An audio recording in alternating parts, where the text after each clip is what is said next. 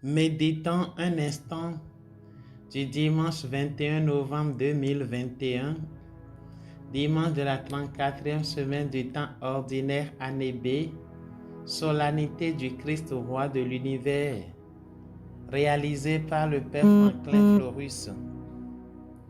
Les textes soumis à notre méditation ce jour sont tirés de Daniel 7, 13 à 14, Psaume 92, 93, Apocalypse 1, 5 à 8, Jean 18, 33b à 37. Dis-tu cela de toi-même ou bien d'autres te l'ont dit à mon sujet? Jean 18, verset 34. Cette réponse donnée par Jésus à Pilate doit interpeller chacun de nous en ce jour particulier. La particularité de ce jour réside dans le fait qu'il nous offre à contempler la royauté du Christ. Le Christ est roi et nous le célébrons aujourd'hui. C'est la solennité du Christ roi et nous sommes tous en liesse pour célébrer l'événement. Nos chants, nos danses, nos acclamations et nos cris donneront un cachet particulier à la fête. Mais et après? Qu'est-ce qui restera de tout ce tintamarre? Voilà la question qu'il urge de poser. Et c'est la réponse de Jésus à Pilate qui nous inspire une telle question. En effet, Jésus est roi. Tout dans l'évangile du jour nous le montre. Mais bien avant l'évangile, c'est déjà la vision de Daniel qui nous instruit à propos de la royauté de Jésus. Dans sa vision, Daniel a vu comme un fils d'homme à qui est remis le pouvoir. Il la raconte ainsi. Je regardais au cours des visions de la nuit et je voyais venir avec les nuées du ciel comme un fils d'homme. Il parvint jusqu'au vieillard et on le fit avancer devant lui et il lui fit donner domination, gloire et royauté. Tous les peuples, toutes les nations et les gens de toutes langues le servirent. Daniel 7, versets 13 à 14a. Qui est ce fils d'homme si ce n'est pas Jésus? Il est roi et sa royauté n'a pas commencé à un moment donné. Elle est de toute éternité. Elle est éternelle.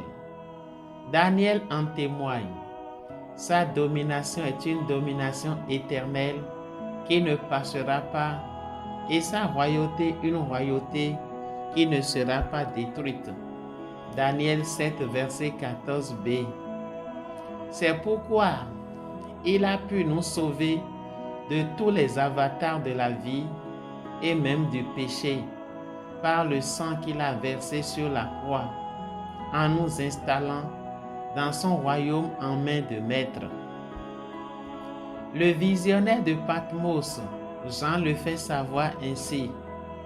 À lui qui nous aime, qui nous a délivrés de nos péchés par son sang, qui a fait de nous un royaume et des prêtres pour son Dieu et Père, à lui la gloire et la souveraineté pour les siècles des siècles.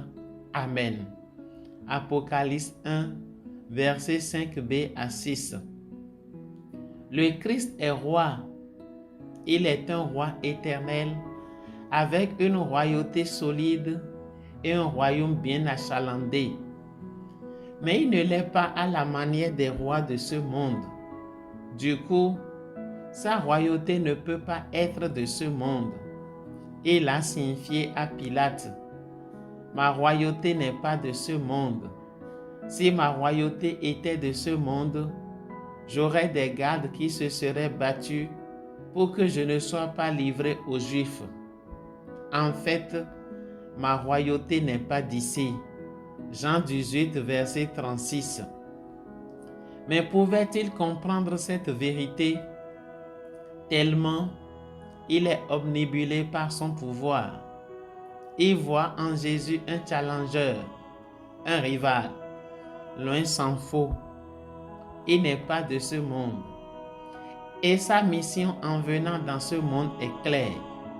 Moi, je suis né, je suis venu dans le monde pour ceci, en témoignage à la vérité. Quiconque appartient à la vérité écoute ma voix. Jean 18, verset 37. Tout est désormais clair pour Pilate et pour nous. Si Pilate n'avait plus à craindre son pouvoir, nous aussi, nous ne devons plus craindre la vérité. Nous devons être des amis de la vérité comme le Christ notre roi. C'est là, à ce niveau, que la réponse de Jésus à Pilate nous interpelle. Dis-tu cela de toi-même ou bien d'autres te l'ont dit à mon sujet? Chers frères et sœurs, le Christ est roi et nous voici en train de le proclamer tous. Mais sommes-nous convaincus de ce que nous disons? Il revient à chacun en ce jour de revoir la chose à son niveau en se posant les vraies questions. Le Christ est roi et nous proclamons Christ roi. Cela ne doit pas être un slogan. En le proclamant, nous devons être prêts à poser les mêmes actes que lui. Nous devons être prêts à renoncer au mal et à la violence sous toutes ses formes pour vivre la vérité dans la liberté totale.